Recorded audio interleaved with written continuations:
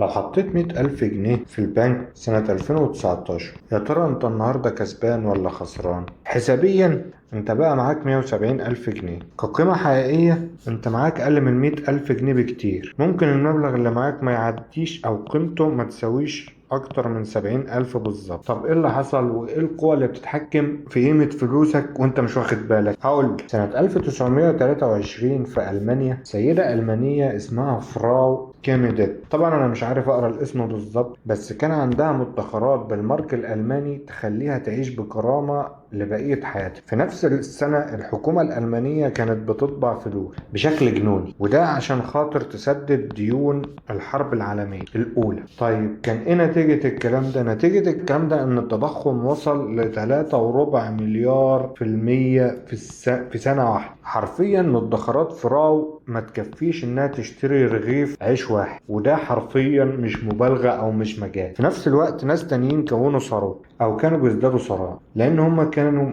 مستثمرين في عقارات أو أسهم أو ذهب. الفرق بين الاتنين مش الحظ، الفرق بين الاتنين هو فهم القوة الاقتصادية وإزاي تتصرف معاها. النهارده مش هكلمك عن نظريات اقتصادية أكاديمية، هكلمك عن القوة اللي شكلت ثروات وأفكار الشعوب. القوة الأولى معانا النهارده وهي التضخم. قلت لك قبل كده إن التضخم هو الارتفاع المستمر في المستوى العام للأسعار.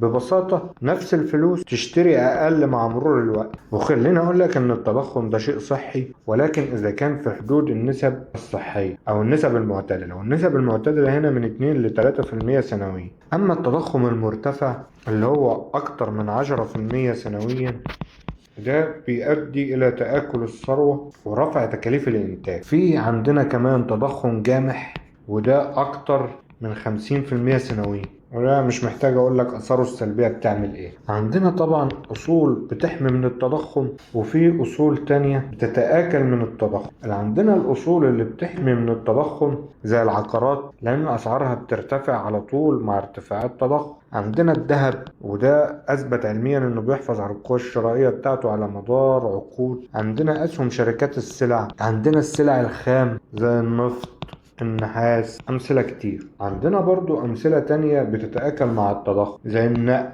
الكاش، الودائع، السندات اللي جوبونها ثابت، شركات كثيفة الديون. معدل التضخم في مصر سنة 2023 عدى 33% سنويا. يعني لو عندك شهادة بنكية بتديك 13% سنويا، كده انت بالظبط خسران 33 ناقص 13، يبقى انت خسران سالب 20% سنويا من غير ما تعمل اي حاجة. اما اللي كانت فلوسه في ذهب، الذهب ارتفع بالجنيه بما يتجاوز معدل التضخم واكثر. واللي كانت فلوسه في عقار، برضو قيمة العقار ارتفعت بما يوازي معدل التضخم. طب نفهم من كده ايه؟ نفهم من كده ان التضخم المصري على مدار التاريخ بيخلي الادخار بالجنيه من غير استثمار ضريبة صامتة انت بتدفعها كل سنة. بس هنا خلينا اقول لك ملحوظة مهمة، ان مش كل الاسهم بتحمي من التضخم. الشركات اللي بتقدر ترفع اسعارها بس من غير ما تخسر المستهلك هي دي اللي بتحمي من التضخم. خلينا اقول لك ان في المانيا 1923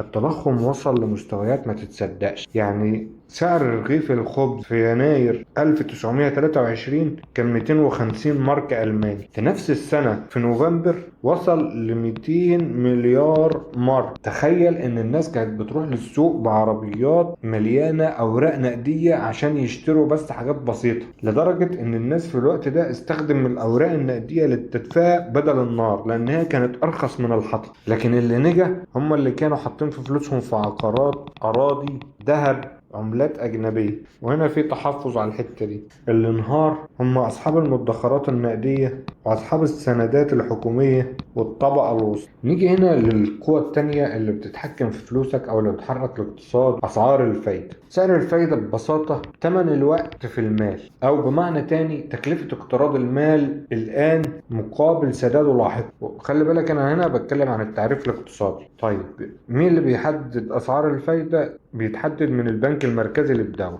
طبعا البنك المركزي بيستخدمه أداة لإدارة التضخم والنمو. طيب عندنا هنا لازم نفرق هنا بين حاجتين: سعر فايدة منخفض وسعر فايدة مرتفع. أما يكون سعر الفايدة منخفض، مين اللي بيستفيد؟ الأسهم بترتفع، العقار بيرتفع، أسهم النمو اللي هي البي اي ريشيو بتاعها عالي بتستفيد أكتر من غيرها. الشركات اللي عندها ديون بتستفيد من انخفاض تكلفة الديون أو تكلفة التمويل. الذهب بيرتفع. طيب ده أما يكون الفايدة منخفضة. طب لو الفايدة عندنا مرتفعة، أسهم النمو بتنهار، الشركات اللي عليها ديون بتتأثر بالسالب، السندات اللي عائدها منخفض، العقار بيتباطأ لأن الناس بدل ما بتشتري عقار بتاخد الفلوس وتبدأ تحطها في شهادات بنكية. هنضرب هنا مثال: في مارس 2022 كانت الفايدة الأمريكية 0.25%. في يناير 2024 وصلت الفايدة ل5.5%. يعني انت عندك ارتفاع 5.25 في أقل من سنتين.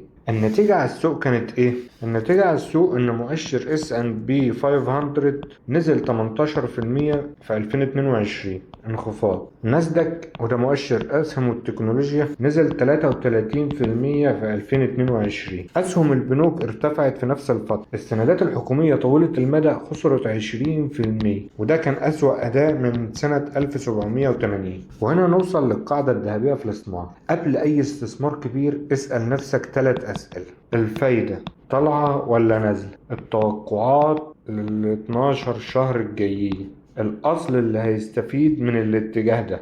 نيجي هنا للقوة التالتة اللي بتحرك الاقتصاد، وهو سعر الصرف، وهو عبارة عن قيمة العملة المحلية قابل العملات الأجنبية. في مصر سعر الجنيه قدام الدولار من أكتر المتغيرات الاقتصادية تأثير، لأنه بيأثر مباشرة على تكلفة الاستيراد وأسعار الطاقة والديون الدولارية وأرباح الشركات المصدرة. طيب مين اللي بيستفيد ومين اللي بيتضر من ضعف الجنيه؟ عندنا ضعف الجنيه بيستفيد منه شركات التصدير، السياحة، العقار، الذهب، أي مصدر عموم. طب مين اللي بيتأثر من ضعف الجنيه أو اللي بيبقى تأثيره سالب؟ شركات الاستيراد، شركات الديون الدولارية، النقد والودائع اللي بالجنيه، اي حد مستورد عموما. هنا خلينا اقول لك ان قيمة العملة بتتحدد ب3 حاجات. اول حاجة الاحتياطي النقدي الاجنبي. كل ما ارتفع الاحتياطي النقدي ارتفعت الثقة في العملة. وخليني اقول لك ان مصر مرت بضغوط متكررة على الاحتياطي بتاعها، وده اللي دفعها لتخفيضات متكررة. تاني معامل الميزان التجاري وميزان المدفوعات. عموما مصر بتستورد اكتر ما بتصدر تاريخيا، وده بيخلق طلب مستمر على الدولار. وعندنا مصادر الدولار الرئيسية في مصر: سياحة وقناة السويس وتحويلات المغتربين للاستثمارات الأجنبية. ثالث نقطة: فارق بين التضخم في الدول. لو مصر تضخمها 30% وأمريكا تضخمها 3%، الجنيه هيتآكل نسبيا عشان يعدل القوى الشرائية، ودي بتسمى في الاقتصاد نظرية تعادل القوى الشرائية. المستثمر الذكي بيراقب ال3 مؤشرات دول وما بيستناش خبر التخفيض عشان بيكون مستعد بعد فوات الأوان. القوة الرابعة الدورة الاقتصادية. بص يا صاحبي، الاقتصاد مش بيمشي في خط مستقيم. الاقتصاد بيمر بدورات: توسع، تباطؤ، انكماش، انتعاش. كل مرحلة لا إشاراتها وأصولها المفضلة. اللي بيفهم هو فين في الدورة أو مكانه فين بالظبط هو اللي بيبقى عارف إيه اللي يجب امتلاكه دلوقتي. طبعا أنا مش عملت لك حلقة مخصوصة عن الدورات الاقتصادية، أتمنى إن أنت تشوفها، بس خلينا أديك فكرة سريعة. الدورات الاقتصادية بتمر ب4 مراحل. أول مرحلة هي مرحلة التوسع. هنا الاقتصاد بينمو بثقة. الأصول المفضلة للمرحلة دي هي أسهم الشركات الدورية، أسهم النمو، السلع. طيب بعد مرحلة التوسع بتيجي مرحلة الذروة، اللي هو النمو بيتباطأ تدريجيا والتضخم بيبدأ يرتفع والبنوك المركزية بترفع الفايدة. هنا بنبدأ نتحول ناحية الأسهم الدفاعية، بنزود أوزان في الدهب، بنقلل الأسهم عالية المخاطرة. بعد الذروة بتيجي مرحلة الانكماش اللي بيبدأ فيها الاقتصاد بيتراجع. فاحنا بنشوف أصول تحمي استثمارات، فبنتجه للذهب، سيولة، أسهم دفاعية، سندات قصيرة الأجل عالية الجودة. بعد كده بقى نبدأ نخش في مرحلة الانتعاش. هنا معظم المستثمرين بيفضلوا أسهم النمو، عقار، ومن علامات الدورة دي إن البنوك المركزية بتخفض الفايدة، وبيكون في سيولة ضخمة في السوق، والثقة بتبدأ تعود تدريجيا، والأصول بتكون في قاع تقييمها. عشان كده ده بتكون فرصة ذهبية لشراء الأصول زي العقار. خليني دلوقتي أقول لك إزاي تقرأ الصورة الكبيرة.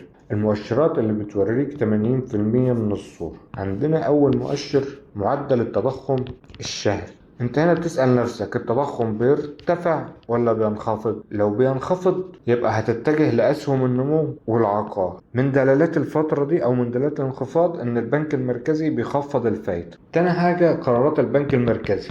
البنك المركزي بيجتمع كل من 6 ل 8 أسابيع.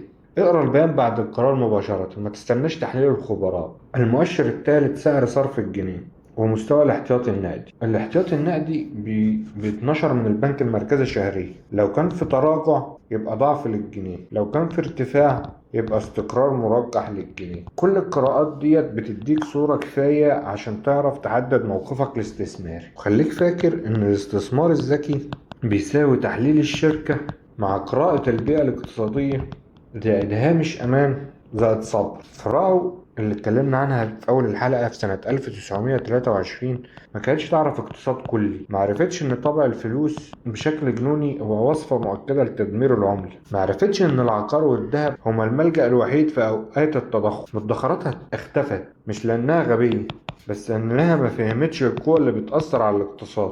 دلوقتي جه دورك إن أنت تفهم. المعرفة من غير تطبيق ملهاش قيمة، والتطبيق من غير صبر ملوش نتيجة. أنا العارف وأديني قلت.